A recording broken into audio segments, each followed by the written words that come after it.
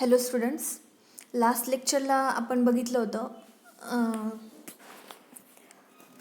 Hydraulic gradient, Darcy's law, seepage velocity, discharge velocity, Darcy's लॉचे जे काही अझम्पशन्स असतील ते आपण एवढं सगळं स्टडी केलं होतं.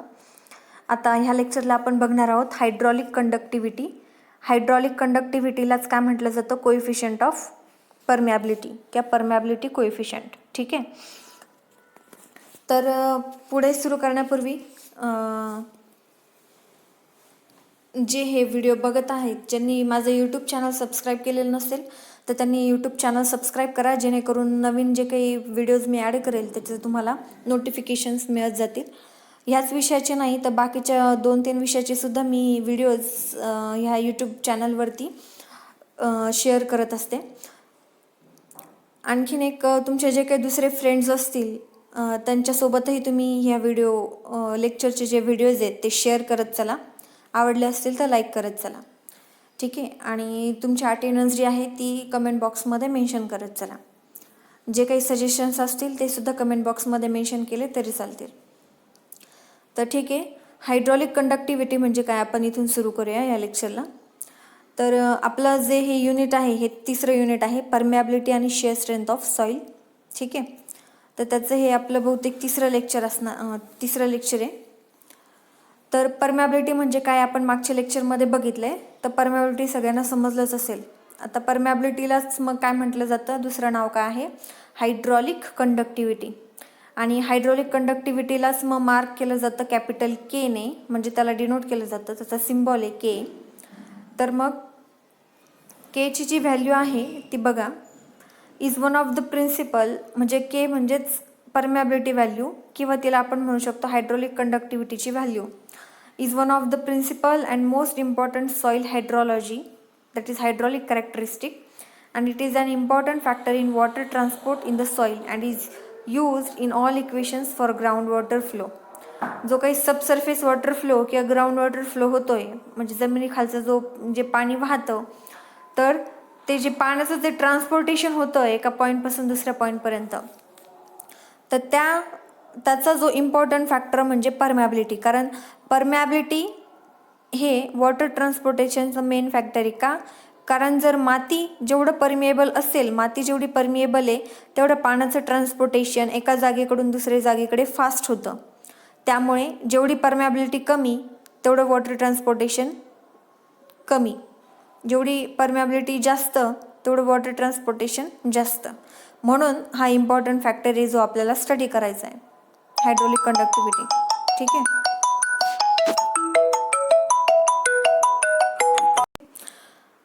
The value of hydraulic conductivity varies widely for different soils. Hydraulic conductivity म्हणजेच परमिॲबिलिटी लक्षात असू द्या. आता इथून पुढं मी आता स्लाईडवरती हायड्रॉलिक कंडक्टिव्हिटी मेन्शन केलं आहे म्हणून हा वर्ड वापरणार. पण हायड्रॉलिक कंडक्टिव्हिटी म्हणजेच काय, परमिॲबिलिटी, एवढं फक्त डोक्यामध्ये असू द्या लेक्चर ह्या स्लाईड संपेपर्यंत. ठीक आहे. मग ही जी हायड्रॉलिक कंडक्टिव्हिटी आहे प्रत्येक सॉईलसाठी ती वेगवेगळी असते, तिची व्हॅल्यू वेगवेगळी होते. का? कारण सांगितले टाईप ऑफ सॉईल म्हणजेच कोणती, सपोज कोर्स सॉईल असेल, कोर्स सँड असेल, म्हणजे ज्याचे साईज ऑफ द पार्टिकल खूप मोठे मोठे आहेत. मग पार्टिकल साईज मोठे असेल तर काय होणार, परमिॲबिलिटी वाढते. आपण ऑलरेडी पहिल्या स्लाईडमध्ये या युनिटच्या पहिल्या व्हिडिओमध्ये आपण बघितलं होतं की फॅक्टर्स अफेक्टिंग परमिॲबिलिटी, परमिॲबिलिटीवरती कोणकोणते फॅक्टर्स अफेक्ट करतात, त्याच्यामध्ये साईज ऑफ द पार्टिकल महत्त्वाचं अफेक्ट होतं. जेवढी मोठी साईज असेल पार्टिकलची तेवढी परमिॲबिलिटी जास्त होते, म्हणजेच हायड्रॉलिक कंडक्टिव्हिटी जास्त होते, पटकन पाणी फ्लो होतं.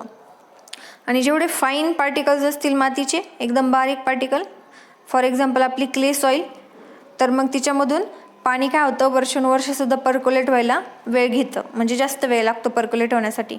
म्हणजेच काय, परमिॲबिलिटी कमी होते. हे आपण बघितलेलं आहे लास्ट लेक्चर्समध्ये, म्हणजे ह्या युनिटच्या पहिल्या लेक्चरमध्ये आपण बघितलं होतं. मग डिफरंट सॉईलची परमिॲबिलिटी ही वेगवेगळी असते, लक्षात असू द्या. ठीक आहे. Hydraulic conductivity of unsaturated soil is lower and increases rapidly with the degree of saturation.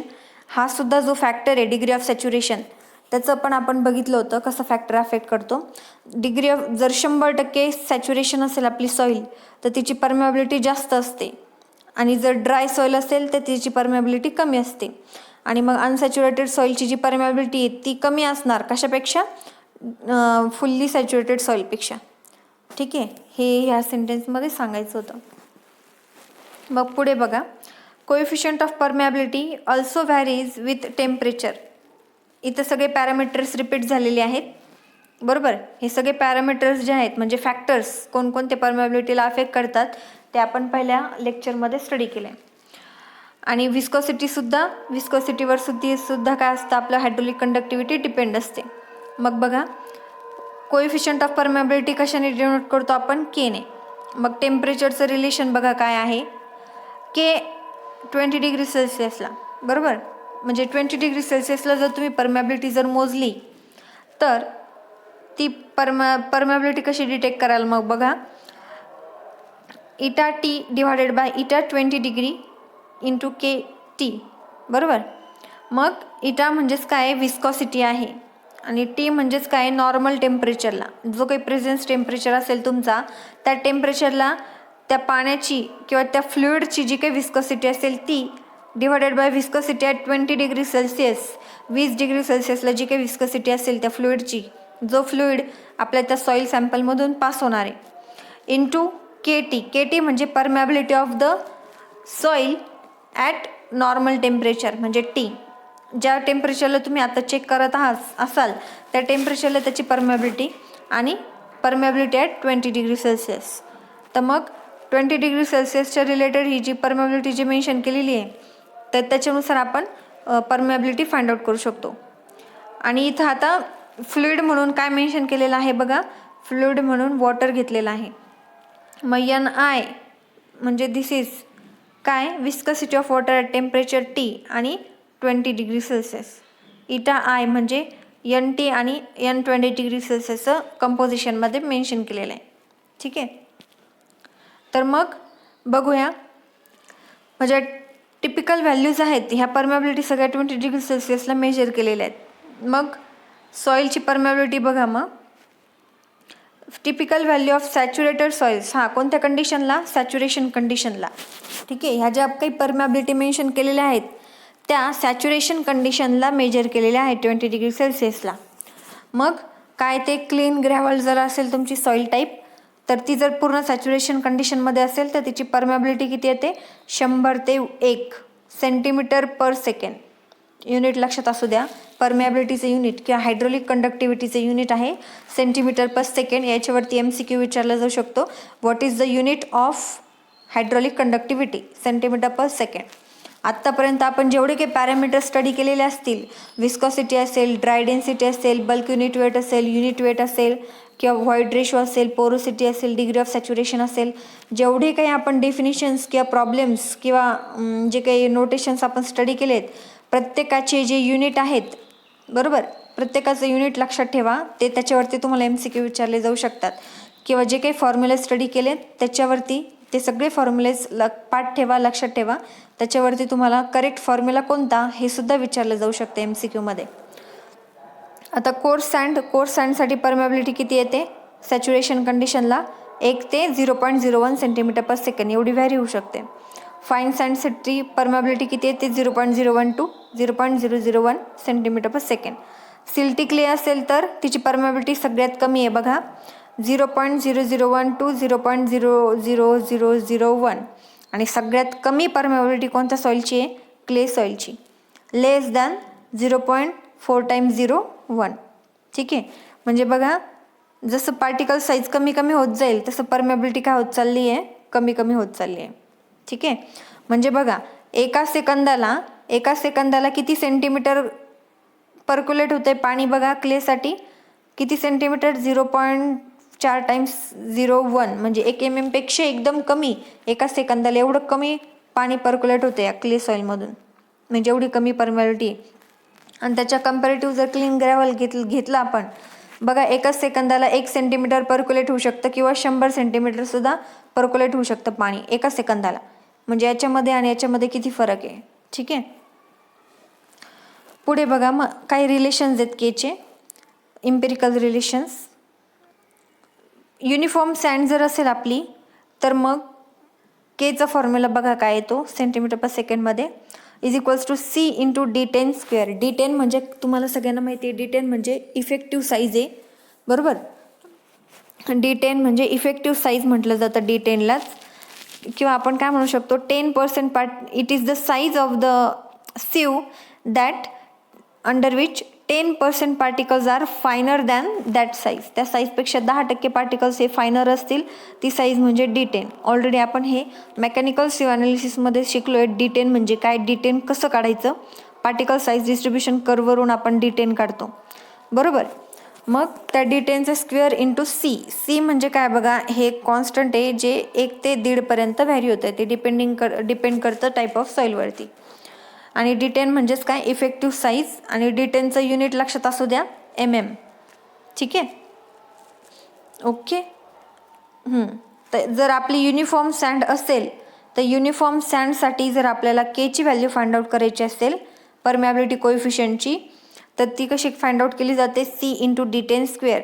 D10 म्हणजे त्या मातीचं, त्या सँडचं D10ची जी साईज असेल तिचा स्क्वेअर इंटू C म्हणजे कॉन्स्टंट 1 to 1.5, ठीक आहे.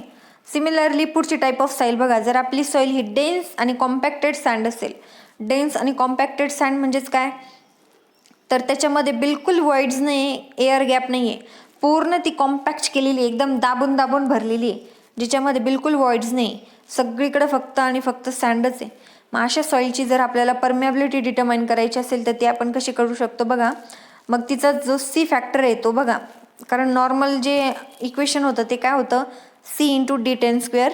मग आता इथं बघा, पहिली टाईप ऑफ सँड घेतली आपण, डेन्स किंवा कॉम्पॅक्टेड सँड, त्याच्यासाठी Cचा व्हॅल्यू काय ते 0.35 इंटू आता काय यूज केलेलं आहे D10च्या ऐवजी D15चा स्क्वेअर.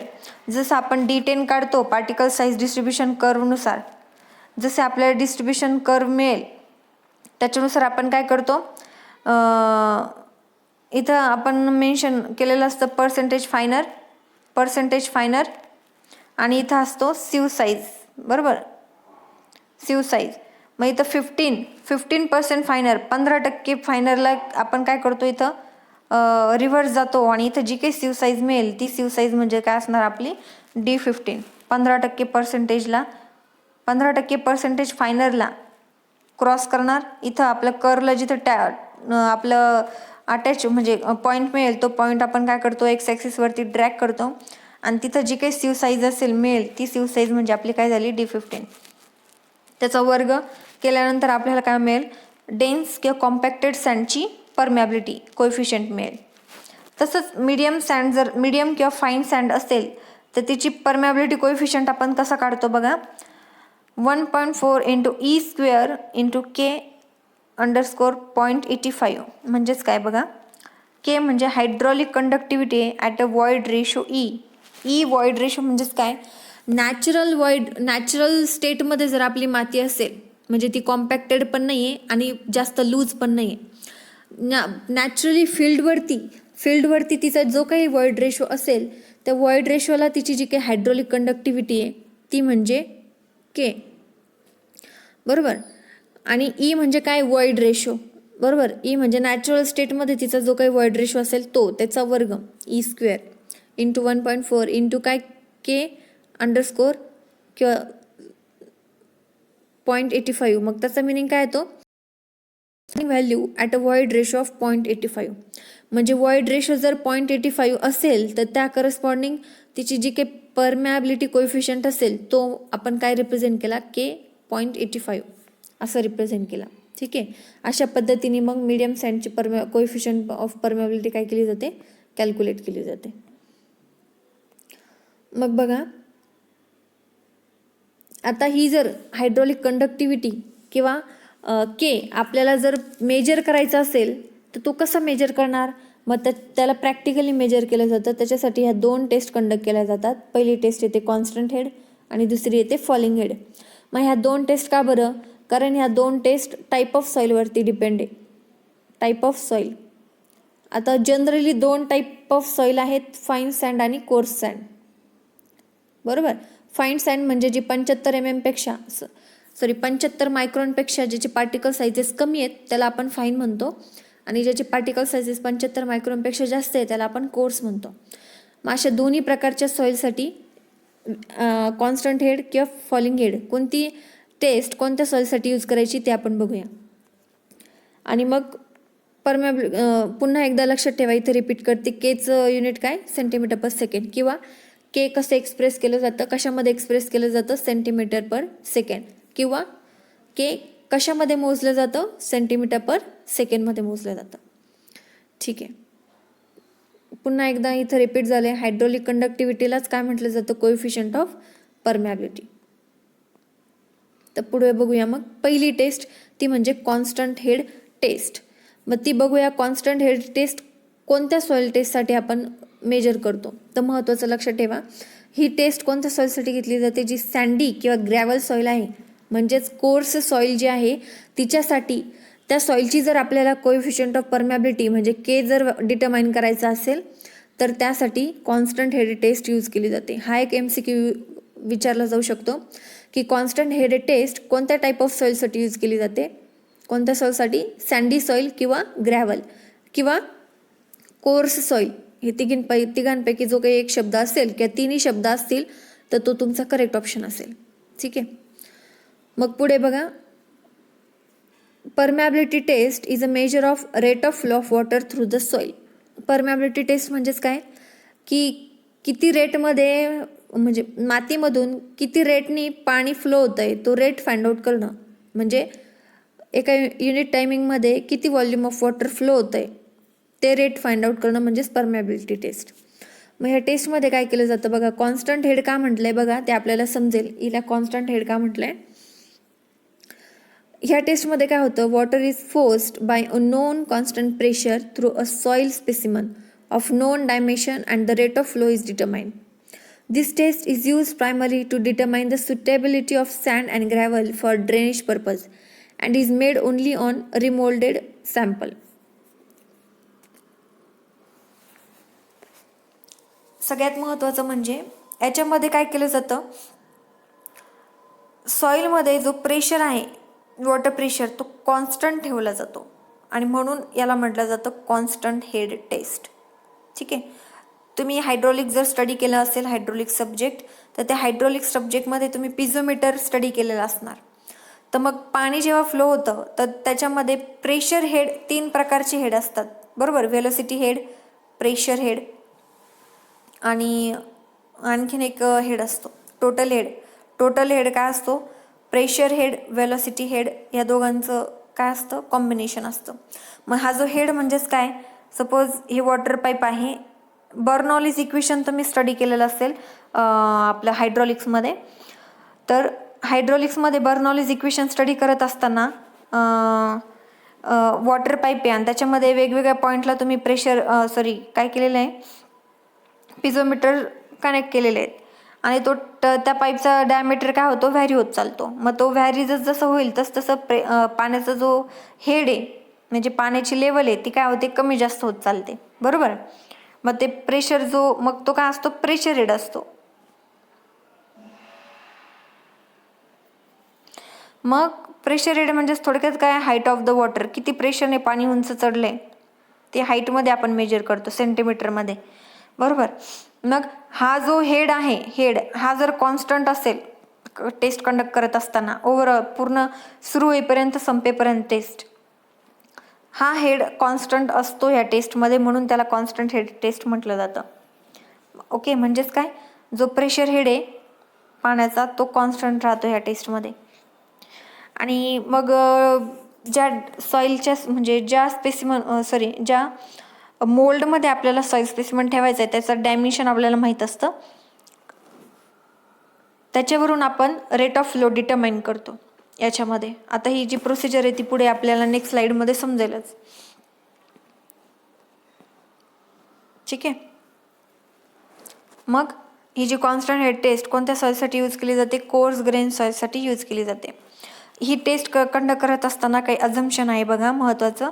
अझम्पशन म्हणजेच काय की लॅमिनार फ्लो होतोय असं आपण कन्सिडर करायचे, ते कन्सिडर करून आपली ही कॉन्स्टंट हेड टेस्ट आपण कंडक्ट करतो.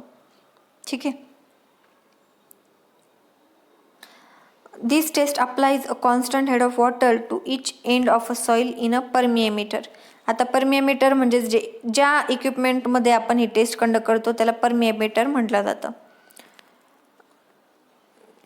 ठीक आहे. आपण डायग्रामकडे जाऊया डिरेक्टली. हे बघा, हे ॲपरेटसची अरेंजमेंट आहे. याच्यामध्ये परमिएमीटर असतं. परमिएमीटर म्हणजे बघा हा एक प्रकारचा मोल्ड असतो. याचं तुम्हाला आता ह्या डायग्राममध्ये तर या स्लाइड्समध्ये ओरिजिनल जे इक्विपमेंट आहे त्याची इमेज दिलेली नाही आहे, पण नेटवरती सर्च करून तुम्ही कोएफिशियंट ऑफ परमिएबिलिटी जे ॲपरेटसचं जे सेटअप आहे ते तुम्ही इमेज व्यवस्थित बघू शकता. ठीक आहे. तर त्यामध्ये बघा काय केलं जातं. याच्यामध्ये या ठिकाणी बघा पाण्याची टाकी आहे जिथं वॉटर सप्लाय. पाण्याच्या टाकीचं जे कनेक्शन आहे ते आपल्याला ह्या परमिएमीटरला कनेक्ट केलेलं आहे. परमिएमीटर म्हणजे थोडक्यात एक मोल्ड असतो, म्हणजे थोडक्यात सिलेंड्रिकल मोल्ड असतो. त्या मोल्डवरती खाली आणि वरती डिस्क असते, बरोबर, म्हणजे कॉलर असते. तर काय केलं जातं आणि इथं जे हा जो पार्ट दिलेला आहे वरती आणि खालती, तर तो तिथं पोरस डिस्क प्लेस केलेली असते वरती आणि खालती.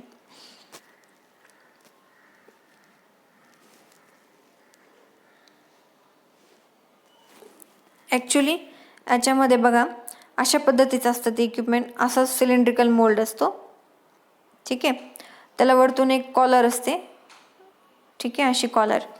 मग काय केलं जातं, हा सिलेंड्रिकल मोल्ड आहे त्याच्या खाली अगोदर काय केलं जातं, एक सर्क्युलर डिस्क प्लेस केली जाते, बरोबर. म्हणजे डिस्क असते, पूर्ण सॉलिड डिस्क ती प्लेस केली जाते.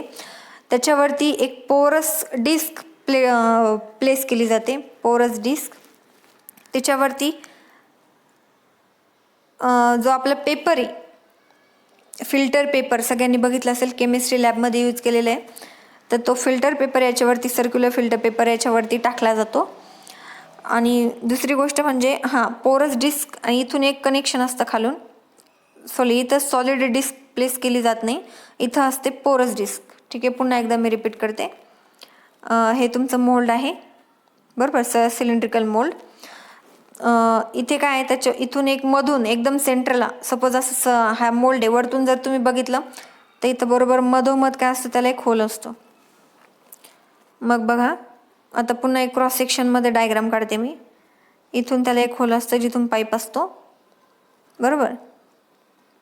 ठीक आहे. मग याच्यावरती पोरस डिस्क प्लेस केली जाते. पोरस डिस्क म्हणजे त्याच्यातून पाणी झिरपू शकतं इझिली. असं सर्क्युलर ती शेपमध्ये असते ती डिस्क. ती डिस्क याच्यावरती प्लेस केली जाते. त्या डिस्कवरती फिल्टर पेपर अप्लाय केला जातो. आता इथं फिल्टर पेपर अप्लाय केला आहे. मग आपले ज्या सॉईल सॅम्पल्स आहे तुम्हाला परमिएबिलिटी चेक करायची, म्हणजे के व्हॅल्यू फाइंड आउट करायची, ती माती 3 लेअरमध्ये काय केली जाते, व्यवस्थित कॉम्पॅक्ट करून भरली जाते मोल्डमध्ये. ठीक आहे. मोल्डमध्ये भरली आहे. एक्सेस सॉईल जी असेल ती आपण रिमूव्ह केली. मोल्डमध्ये भरल्यानंतर वरती बघा थोडीशी जागा रिकामी ठेवायची, जेणेकरून तुम्ही इथं काय करणार, आता इथं आणखीन एक वेगळी पोरस डिस्क, जी दुसरी पोरस डिस्क आहे, ती तुम्ही काय करणार, या ठिकाणी प्लेस करणार. ठीक आहे. ती प्लेस करण्यापूर्वी पुन्हा एकदा काय करायचं, तिच्या जेव्हा सॉईल सॅम्पल तुम्ही कॉम्पॅक्ट करून भरणार त्याच्यावरती पुन्हा एक सँड पेपर ठेवायचा, म्हणजे फिल्टर पेपर ठेवायचा. आणि फिल्टर पेपर ठेवल्यानंतर वरती काय करायचं, मग ती पोरस डिस्क ठेवून द्यायची.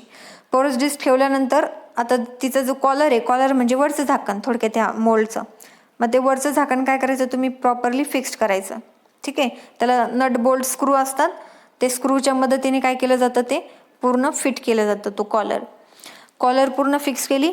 आता जसं खालून होल आहे ज्याच्यातून पाईप काढलेला आहे, बरोबर, तसंच वरती पण काय असतो, एक होल असतो, जो बघा ह्या ठिकाणी पाईप टँक, वरचा होल आणि हा खालचा होल. ठीक आहे. अरेंजमेंट समजली तुम्हाला. आणि मग हे जे वरचं जी ट्यूब आहे ती कशाला कनेक्ट केलेली असते, डायरेक्टली वॉटर सप्लाय, म्हणजे तुमचा जो वॉटर टँक आहे त्याला डायरेक्टली कनेक्शन केलेलं असतं. आणि आणखीन एक, मग हे जे सॉईल सॅम्पल आहे त्याच्यावरती आणि खालती काय केलं असतं, पिझोमीटर काढलेले असतात, पिझोमीटर कनेक्ट केलेले असतात, जे काय मेजर करतात, ह्या ठिकाणी जेव्हा पाणी येईल त्याचं, मग त्या पाण्याचं काय प्रेशर आहे ते प्रेशर हेडनी इथं मोजलं जाणार. आणि बॉटमला जे काही प्रेशर असेल पाण्याचं ते ह्या ठिकाणी काय होणार, मोजलं जाणार. ठीक आहे. या पिझोमीटरमध्ये 2 पिझोमीटर असणार. मग आणि खालचं जे मातीमधून त्या खालच्या आता याला काय म्हणतो आपण, परमिएमीटर म्हणतो. या मोल्डला याला म्हटलं जातं परमिएमीटर. म्हणजे परमिएबिलिटी टेस्ट कंडक्ट करण्यासाठी जो मोल्ड आहे त्याला म्हटलं जातं परमिएमीटर. ठीक आहे. मग त्या परमिएमीटरच्या खालून सुद्धा कनेक्शन असतं. मग ते डायरेक्टली काय केलं जातं, दुसऱ्या वॉटर टँकला कनेक्ट केलं जातं, जेणेकरून मग याच्यातून जे काही पाणी झिरपणार आहे खाली मातीतून, ते मातीतून जे पाणी झिरपणार आहे वरतून येणारं, मग ते काय होणार, या कनेक्शन थ्रू, ज्या होल थ्रू काय होणार, या पाईपमधून या वॉटर टँकमध्ये पडेल. आणि मग तिथून आपण काय करणार, किती डिस्चार्ज होतोय एका सेकंदाला किंवा एका मिनिटाला टायमर लावून तो काय करणार आपण या मेजरिंग सिलेंडरमध्ये कलेक्ट करणार. आणि मग त्याचं काय करणार आपण, रेट ऑफ फ्लो डिटरमाइन करतो. अशी सिंपल प्रोसिजर आहे याच्यामध्ये काय केलं जातं, मग पाणी जी पूर्ण टँक भरलेली आहे त्याचं नळ आपण चालू करणार. नळ चालू केल्यामुळे काय होणार, इथलं पण कनेक्शन आपण चालू करणार. क्लॉक जो आहे, वॉल जो आहे तो चालू करणार. केल्यामुळे काय होणार, टाकीमधलं जे पाणी आहे ते पाईपमधून काय होणार, हळूहळू या परमिएमीटरमध्ये घुसणार. मग त्या पोरस डिस्कमधून हळूहळू काय होणार, ते खाली सॉइल सॅम्पलमध्ये हळूहळू झिरपणार. जेवढं तिची परमिएबिलिटी असेल तेवढं त्या पाण्याला काय होणार, वरतून खालपर्यंत यायला वेळ लागणार. परमिएबिलिटी जर जास्त असेल तर ते पटकन पाणी फ्लो होईल, खाली येईल पटकन, बरोबर.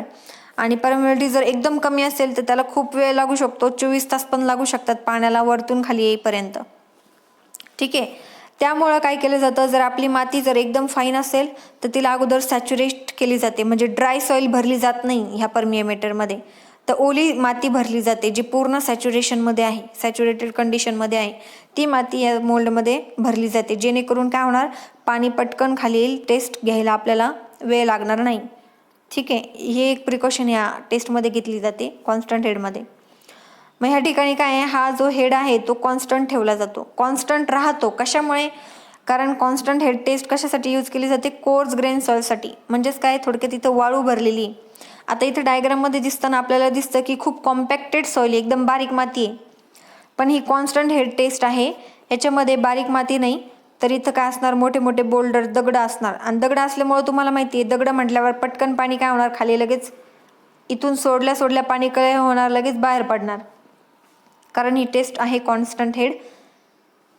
का, कारण इथं मोठे मोठे जे पार्टिकल साइजेस आहे त्यांच्यासाठी ही टेस्ट कंडक्ट केली जाते, म्हणून पाणी लवकर खाली येणार.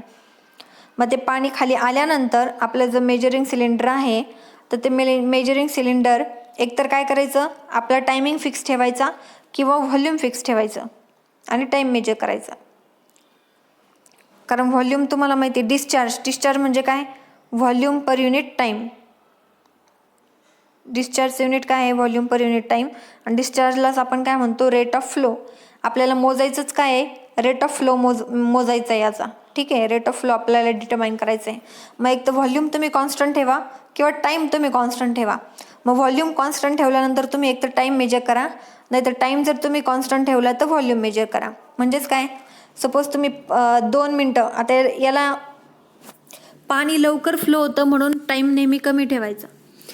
मग सपोज 1 मिनिटाचा टायमिंग तुम्ही फिक्स ठेवला, 3 रीडिंग घ्यायचे, 3 रीडिंगला तुम्ही टाईम फिक्स ठेवला 1 मिनिट. मग 1 मिनिटामध्ये जेव्हा तुम्ही इथला क्लॉक चालू करणार, क्लॉक चालू करायचा आणि टायमर पण स्टार्ट करायचा 1 मिनिटचा. मग 1 मिनिटामध्ये किती पाणी भरतंय, किती मेजरिंग सिलेंडरमध्ये किती व्हॉल्यूम पाणी भरतंय ते तुम्ही काय करणार, मोजणार. मग असे 3 रीडिंग घ्यायचे, 1 2 3. मग ते 3 रीडिंगचं काय कॅल्क्युलेशन करायचं आणि ॲव्हरेज जो डिस्चार्ज येतो तो मी काय करायचा, फाइंड आउट करायचा. किंवा मग उलटी प्रोसिजर करू शकता. 100 ml आहे, मग व्हॉल्यूम फिक्स ठेवा, प्रत्येक रीडिंगला व्हॉल्यूम फिक्स ठेवा.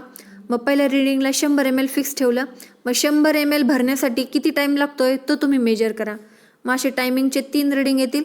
मग त्या 3 रीडिंगवरून ॲव्हरेज टाईम काढा आणि मग टाईम तुम्हाला मिळाला आहे, व्हॉल्यूम तुमचा फिक्स आहे. मग व्हॉल्यूम आणि टाईमचं कॅल्क्युलेशन केल्यानंतर तुम्हाला काय मिळेल, रेट ऑफ फ्लो म्हणजे डिस्चार्ज मिळेल, बरोबर. मग अशा पद्धतीने आपण काय करतो, rate of flow find out करतो. मग तुम्हाला काय मिळेल, क्यू मिळेल. किंवा क्यूचं तुम्ही कसं फाइंड आउट केलं आहे, एरिया इंटू वेलोसिटी. याच्यावरून तुम्हाला वेलोसिटी मिळेल, पाण्याची वेलोसिटी किती आहे, बरोबर. डिस्टन्स पर युनिट टाईम, किंवा तुम्ही वेलोसिटी कशी फाइंड आउट करू शकता बघा, लेंथ डिस्टन्स काय एल आणि इथून इथपर्यंत यायला त्याला किती वेळ लागला ते टायमिंग तुम्ही मोजू शकता आणि त्याच्यानुसार मग व्हेलोसिटी फाइंड आउट झाली. एरिया ऑफ द सॅम्पल तुम्हाला माहिती याचा जो क्रॉस सेक्शन असेल या परमियामीटरचा म्हणजे सिलेंडरचा जो काही क्रॉस सेक्शनल एरिया असेल तो म्हणजे एरिया ए असणार बरोबर. आणि मग त्याच्यावरून तुम्ही डिस्चार्ज फाइंड आउट करू शकता. मग क्यू इज इक्वल्स टू काय आलं A into V into T is equals to A into K I into T. कारण व्ही काय व्हेलोसिटी आणि व्हेलोसिटीला कसं डिटरमाइन करतो आपण डिनोट करतो डार्सीज लॉनुसार V is equals to K I. मग ती फक्त ह्या ठिकाणी आपण काय केलेलं आहे या इक्वेशनमध्ये पुट केलेलं आहे. आणि मग केचं व्हॅल्यू काय आलं के म्हणजे कोएफिशियंट ऑफ परमिएबिलिटी. मग हे जर इक्वेशन सॉल्व केलं तर मग आपलं इक्वेशन काय बनतं कॉन्स्टंट हेडसाठी K is equals to Q L divided by T A H. ठीक आहे K is equals to Q L divided by T A H.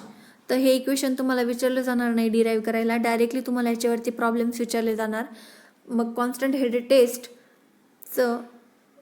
Head टेस्टसाठी जर केची व्हॅल्यू फाइंड आउट करायची असेल तुम्हाला तर फॉर्म्युला लक्षात ठेवा directly K is equals to Q L divided by T A H. Q म्हणजे डिस्चार्ज किंवा रेट ऑफ फ्लो, एल म्हणजे length of the soil sample, A म्हणजे area of the soil sample cross sectional area of the soil sample, H म्हणजे काय head loss हे बघा या ठिकाणी दिलेलं आहे. एच म्हणजे difference between water level in the piezometer आणि टी म्हणजे टाईम. ह्या गोष्टी आपण एक्सपेरिमेंटली कॅल्क्युलेट करणार त्या पुट करणार आणि त्याच्यावरनं काय करणार त्या मातीची coefficient of permeability find out करणार. ठीक आहे.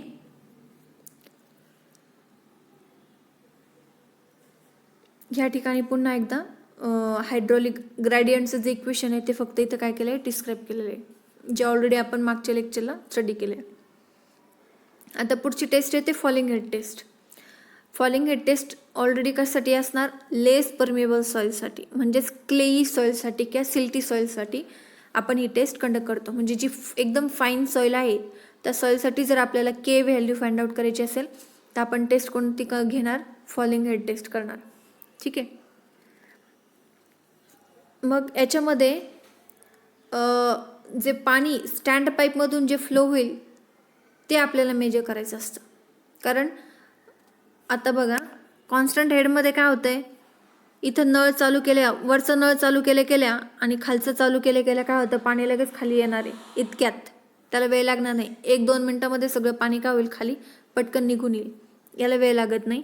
पण तसं ही जी फॉलिंग हेड टेस्ट आहे हिला सपोज हा मोल्ड आहे परमियामीटर आहे वरतून पाणी सोडतोय आपण आणि खाली पाणी येण्यासाठी खूप वेळ लागतो. म्हणजे इथं जे काही पाणीची लेवल असेल तर ती इथून इथपर्यंत येण्यासाठीच काय होणार जास्त वेळ लागणार. मग हेच आपल्याला काय करणार इथं म्हणजे इथून इथपर्यंत खाली यायला ह्या वॉटर लेवलला ह्या लेवलला यायला किती वेळ लागतोय हे आपण काय करतो मेजर करतो. म्हणजेच काय थोडक्यात हेड काय होतोय फॉल होतोय. फॉल म्हणजे कमी कमी होतोय आणि मग हा जो फॉलिंग हेड आपण काय करतोय मेजर करतोय. हेड फॉल होत असताना आपण मेजर करतोय म्हणून ह्या टेस्टला काय म्हणतो फॉलिंग हेड टेस्ट म्हणतो. ठीक आहे.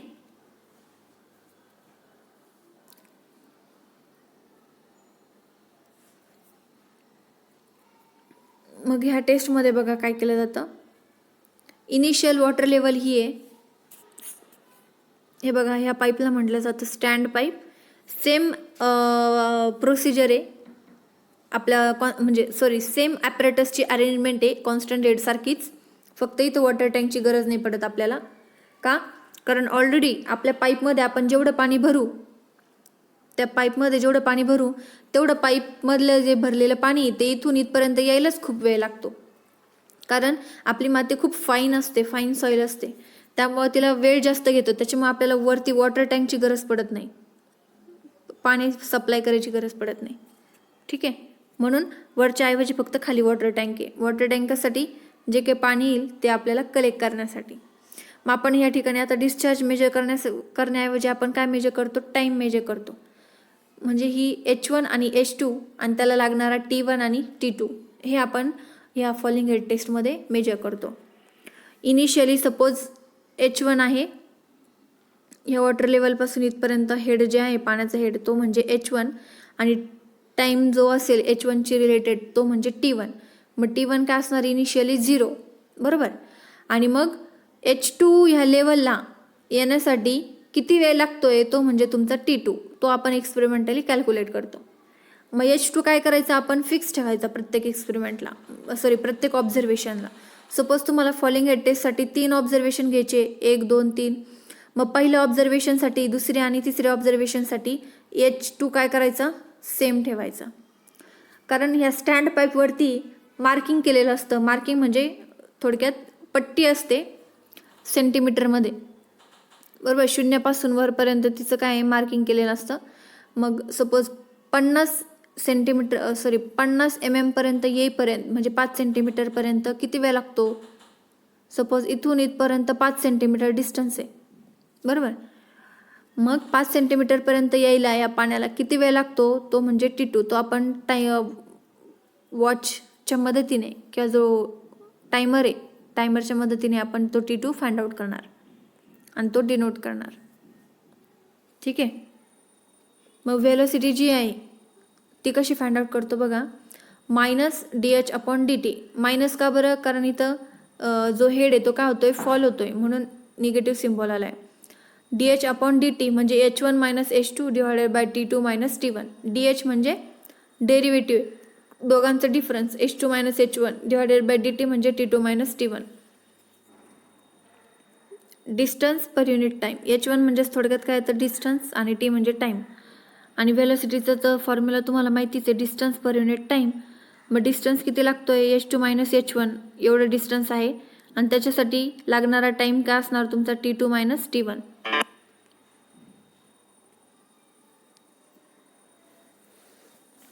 मग अशा पद्धतीने फॉलिंग हेड टेस्ट डिटरमाइन करायची असेल तर हे त्याचं हे डेरिव्हेशन आहे जे आपल्याला एवढं महत्त्वाचं इम्पॉर्टंट नाही आहे, विचारलं जाणार नाही MCQसाठी. महत्त्वाचं ए म्हणजे काय लक्षात असू द्या, area of the stand pipe. हा जो स्टँड पाईप इथे यूज केलेला आहे त्या ट्यूबचा एरिया काय, तो एरिया म्हणजे एने दाखवलेला आहे, स्मॉल एने. ठीक आहे. कॅपिटल ए म्हणजे आपला सॉइल सॅम्पलचा एरिया, H म्हणजे हेड लॉस, L म्हणजे length of the soil specimen, K म्हणजे परमॅबिलिटी आणि Q म्हणजे डिस्चार्ज, बरोबर. मग डायरेक्टली फॉर्म्युला डिराईव्ह केल्यानंतर हा तुम्हाला फॉर्म्युला मिळतो आपल्याला डायरेक्टली केचा, कोएफिशियंट ऑफ परमॅबिलिटीचा फॉलिंग हेड टेस्टसाठी. डायरेक्टली हा फॉर्म्युला लक्षात राहू द्या. K = 2.303 AL divided by AT into log to the base 10 H1/H2. H1 म्हणजे काय तुम्हाला माहिती, इनिशियल हेड. H2 म्हणजे फायनल हेड. स्मॉल a म्हणजे एरिया ऑफ स्टँड पाईप.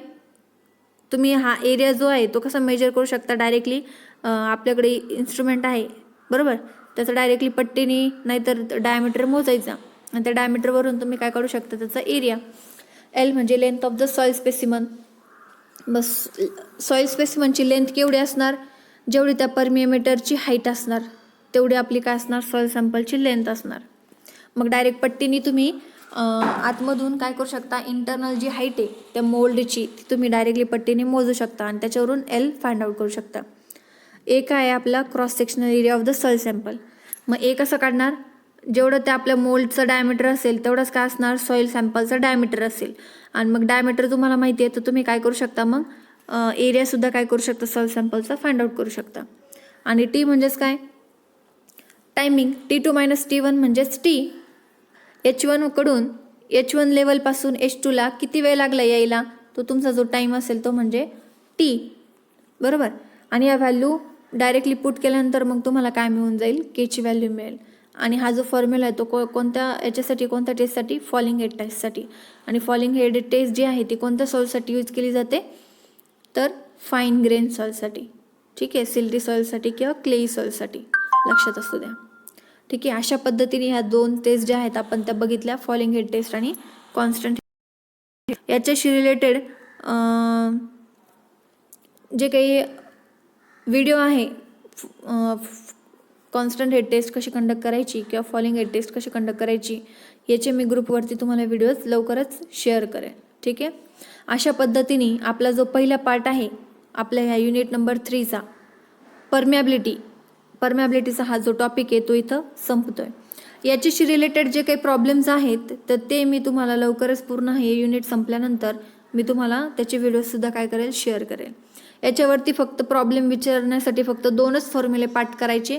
पहिला म्हणजे हा formula K = 2.303 AL/80 × log to the base 10 H1/H2 जो फॉलिंग हेडसाठी आहे. आणि कॉन्स्टंट हेडसाठी कोणता, K = QL/TH. K = QL/TH एवढा फक्त फॉर्म्युला लक्षात ठेवा. एवढ्या 2 फॉर्म्युलाज वरतीच तुम्हाला काय विचारलं जाणार, प्रॉब्लेम विचारले जाणार. ठीक आहे. आणि याचे प्रॉब्लेम्स फार सिम्पल आहेत. ओके. आता इथून पुढच्या लेक्चरला आपला जो ह्या युनिटचा जो दुसरा पार्ट आहे शिअर स्ट्रेंथ, तर त्याच्यावरती आपले लेक्चर्स स्टार्ट होतील. ठीक आहे. थँक्यू.